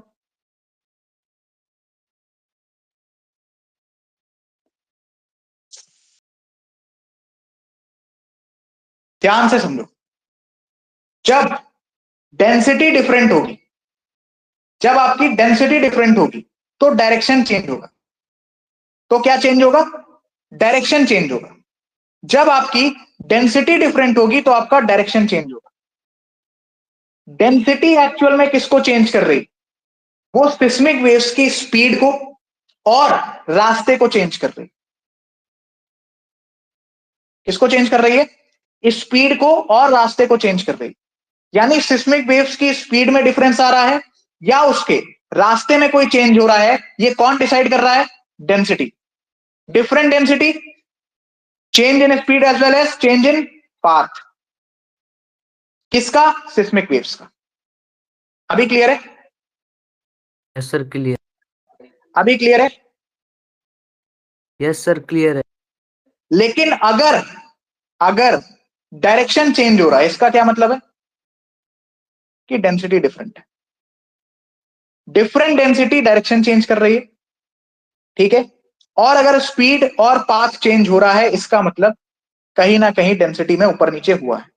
इतना आपको समझ में आ गया? बताइए, इतना आपको समझ में आ गया? Yes sir. यानी कि अब इसको मैं और सिंप्लीफाई कर देता हूं। यदि सिस्मिक वेव्स का पाथ डेविएट हो रहा है, इसका मतलब मीडियम चेंज हुआ है। क्या समझे? सुन लो भाई, यदि सिस्मिक वेव्स का पाथ डेविएट हो रहा है, इसका मतलब मीडियम चेंज हुआ है। अगर सिस्मिक वेव्स पहले ऐसे जा रही थी और ऐसे हुई है, इसका मतलब सॉलिड से सेमी सॉलिड में या लिक्विड में गई या गैस में गई।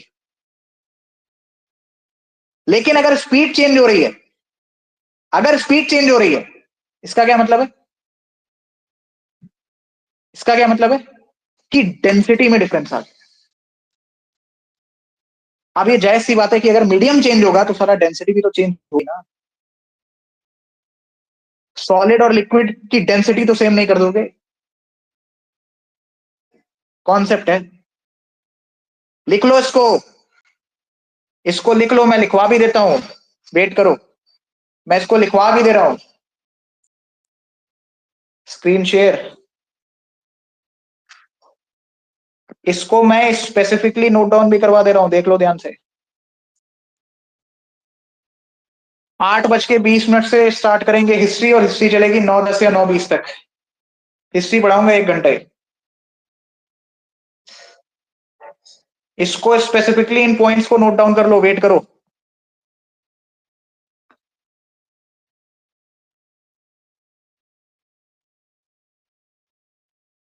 सिस्मिक वेव्स, अगर इनका मीडियम चेंज हुआ, अगर इनका मीडियम चेंज हुआ, अगर इनका मीडियम चेंज हुआ तो इनका पाथ अपने आप डेविएट हो जाएगा। एविडेंसेस मैं आज की क्लास में कराने वाला था, लेकिन जाने दो, छोड़ो। और अगर इनकी स्पीड में कोई चेंज आ रहा है, ये तेज चल रही थी धीरे हो गई, धीरे चल रही थी तेज हो गई, इसका मतलब इनकी डेंसिटी में चेंज आया। इसका मतलब इनकी डेंसिटी में चेंज आया। अभी क्लियर है? अभी क्लियर है? और मैं एक चीज फिर से तुमको बताता हूं, ये यूपीएससी के फेवरेट पॉइंट्स हैं। मतलब तुम ये पकड़ के चलो कि इससे एक सवाल आए, और मेरी मानो तो इसको कम से कम 2 बार लिखना ब्लैंक पेपर पे बिना देखे। कम से कम इसको 2 बार लिखना ब्लैंक पेपर पर बिना देखे, कि सिस्मिक वेव्स का यदि मीडियम चेंज हुआ है, इसका मतलब उनका पाथ डेविएट हो जाएगा। स्पीड में वेरिएशन आ रहा है, इसका मतलब है कि डेंसिटी चेंज हो रही। डेंसर द मटेरियल, जितना पास पास में होंगे उतनी वेलोसिटी ज्यादा होगी, बिकॉज एनर्जी ट्रांसफर तेज हो रहा है। ठीक है? डायरेक्शन चेंज का क्या मतलब है? डेंसिटी अलग है, और डेंसिटी कहीं ना कहीं स्पीड एंड पाथ को इफेक्ट कर रही है। As simple as that. बाकी अब आप इसको कितना अच्छे से रिवाइज करते हैं आपके ऊपर है। मैं जिस तरीके से पढ़ा सकता था वो मैंने पढ़ा दिया है। क्लास में यदि कोई भी बच्चा कंसंट्रेशन के साथ बैठा है, अगेन आई एम सेइंग, ऐसा हो ही नहीं सकता कि उसको समझ में ना, राइट? देखो, अगर मैं चाहूं तो तुमको आसान आसान पढ़ा के अभी खुश कर सकता हूं, कोई मुश्किल काम नहीं। आसान आसान पढ़ा के मैं आपको बहुत खुश कर सकता हूं। सीधा बोल सकता हूं, देखो इतना आसान सब्जेक्ट है, यूपीएससी क्या ही पूछेगा इसमें से। लेकिन मुझे वो काम नहीं करना। अभी थोड़ा परेशान हो लो चलेगा, लेकिन पेपर में, पेपर देखने के बाद पूरी खुशी होनी चाहिए कि यार कंटेंट में से पेपर आया है, एक भी लाइन कंटेंट से बाहर की नहीं। इसको कम से कम 2 बार रिवाइज करोगे तभी दिमाग में घुसेगा, और कल का टॉपिक कितने अच्छे से समझ में आएगा ये डिपेंड करता है कि आपने आज वाली क्लास कितने अच्छे से रिवाइज की। बिकॉज आज की क्लास, वैसे मेरी सारी क्लासेस कनेक्टेड होती हैं, लेकिन आज की क्लास और कल की क्लास पूरी की पूरी इंटरकनेक्टेड है। आज अगर कुछ आपको नहीं समझ में आया, किसी में डाउट है, तो अभी पूछ लो। यदि आपने आज रात में ब्लैंक पेपर मेथड से रिवाइज नहीं किया तो क्लास में कुछ समझ में नहीं आएगा, लिख के ले लो मुझसे। और कल की क्लास गई तो सब कुछ खत्म, ये पूरा फ्लो टूट जाएगा। 2 बार कम से कम लिखकर रिवाइज करना, ठीक है? और कोई डाउट, दिक्कत, परेशानी आप लोग अभी पूछ सकते हैं, वरना आपसे मिलेंगे 8:25 में हिस्ट्री की क्लास में।